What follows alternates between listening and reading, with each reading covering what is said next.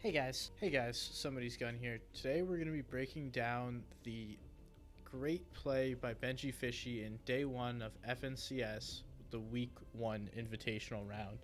He came in first place, and as you can see right here are his matches. We'll go ahead, watch definitely the 2 wins, see if there's anything else we can take away, but feel free to like, subscribe to the channel if you enjoy the video. Here we go, enjoy. Here we're going to see Benjyfishy is going to be able to sneak peeker. This is kind of the meta right now in solos. You need to be able to sneak up on players, get a huge advantage in fights before it even starts. And then once the fight is already tilted very far in your direction, it becomes a good fight to take. Now if Benji shoots a couple shots here, doesn't do much damage, he can disengage, he has the good positioning. But now he's absolutely dominated this player from start to finish, and we see he's using a combination of pickaxe, AR, shotgun, SMG to take different walls to not completely run out of ammo in any of them, to give him flexibility to use them all in this fight. This is going to be another example of Benji sneaking a player in a mid-game fight to give him a huge advantage and then to push.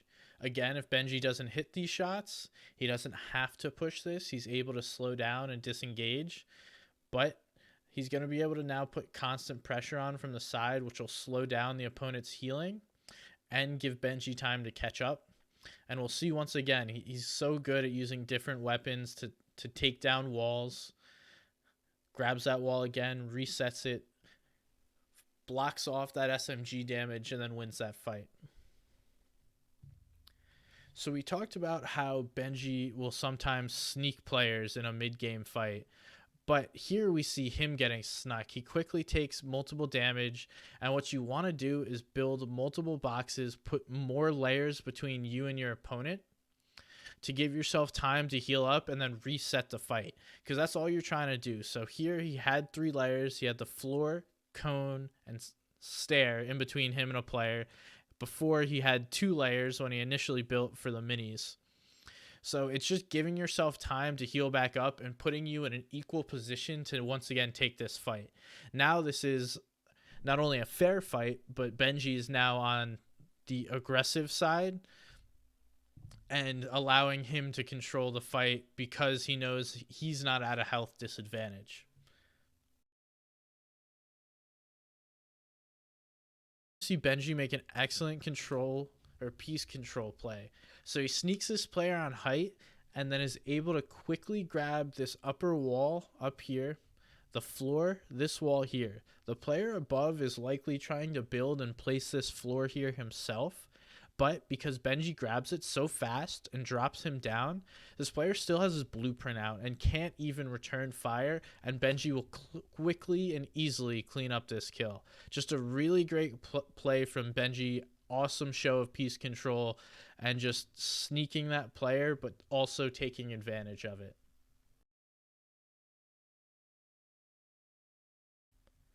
So right here, Benji is very low on mats and could potentially just drop down and try and play this differently. But because high ground's so powerful, he's going to go right back up. He's able to get a refresh here. Not only gets the refresh, but gets the grappler as well. And that's huge. The grappler is such a good weapon or item to have on high ground in late game. Gives you the ability to hold height and move around on height without having to spend many materials. And now, instead of dropping down too early, he lets some of the fighting go below. Gonna put pressure on, not necessarily continue to drop down. Doesn't need to take any fight here. He has high ground. There's tons of builds in the way. Only thing he really has to worry about is a high ground take. He's gonna hop in zone, go ahead, grab these pieces, so that way control the fight moving forward. Easily gets $C, and then it's just a simple one-on-one. Benji has floppers, so he knows he doesn't have to play this quickly. Benji can literally do whatever he wants with 3 floppers at this point. Not a ton of builds, so that's going to be something that's going to hinder him, but not a problem either way. Knows he can jump into Storm and then makes a nice play to go to a safe location to look at this player who was likely shambles regardless. So good win by Benji, 10 elims, nice pop-off game. This is one of the reasons why he finished at the top of the leaderboard this day. So here's the second win from Benjyfishy. Not in a great position right now. If you had to guess, you wouldn't think that he won this game. He has good loot, but he's on edge of zone here. Not great materials, really only wood left. He's going to be able to low pad here in the zone, save some mats, but he's going to have to make a play considering that was his last box. The pad gets him front enough in zone to be able to heal up, but that still doesn't help the materials out. He's still got to make a play here, but with the weapons he has, it shouldn't be an issue. If he can find a player, which he does here, Ale's going to lose that 50-50. Honestly, not much to look at there. It's simply just Benjyfishy being a better player. But he is able to pick up a flopper, a launch pad, and many more materials from that, which is now going to be key to his success. He's trying to make a nice RPG play there. Doesn't work out. That player was too keen to know that he could be dropped down. He does see this player get lasered here, so this is going to be an easy play onto Wolfies. Gives Benji more floppers. He has the loadout. He has the mats. Now he has shark loot, which is going to essentially win him the game. Benji does a good enough job of disengaging. Doesn't necessarily have to sit in, or doesn't have to push into Storm here. He can sit in zone and heal. Relax for a little bit. Winds up getting more floppers, which is going to continue his Storm play. And now he's going to try and make a height play with the grappler on Nikeva. He's going to scuff his builds, which is going to slow him down. Likely if he hits that edit, he's going to continue to make that height play. Nonetheless, he was able to grief height enough to spend more materials. Benji has the grappler, so he's going to be able to make height plays regardless of how many mats he has left. But Nikeva above does know that this player here has the grappler, and he needs to be aware.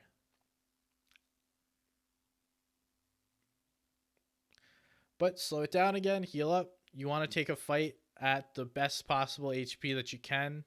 He gets lucky as zone pulls back. A new player has taken height, so another chance for Benji to hold it. Not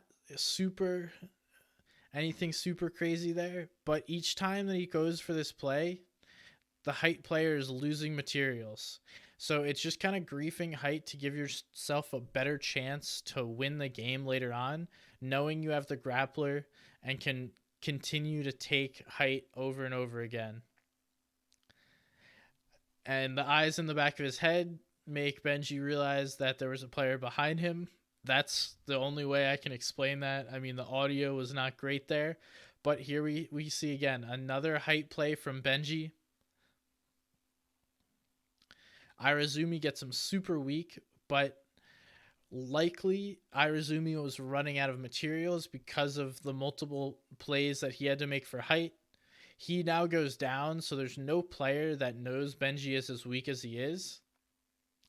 And now it just comes down to the chaos below, which Benji can quickly clean up because he is on height, and it's much harder to look above you. Against natural human instinct to look up, especially when there's stuff going on right in front of your face. So that translates into the game and gives Benji an easy win here. But honestly, quite incredible to go from shambles time and time again to getting refreshes to being able to grief height, knock down their materials, waste their heals, and then give yourself the opportunity to win the game here at the end. Great play by Benji. It's no wonder why he did so well in day one and also won the whole weekend for week one of the FNCS Invitational. My man is incredible. He has great piece control, which helps him in almost every single fight. He's good at having very cheap tarps. He has a great understanding of his material economy, doesn't throw out mats willy nilly, makes sure he's using them with a purpose, understands his rotations, and then in the end, he's just honestly a mechanical god. So throw the knowledge together with the mechanics, and Benji is an unstoppable force that we've seen time and time again. If you guys liked the video, please feel free to like and subscribe. There's some other VOD reviews down below in the description. If you want to check those out, feel free. But thank you for watching, and I'll see you next time.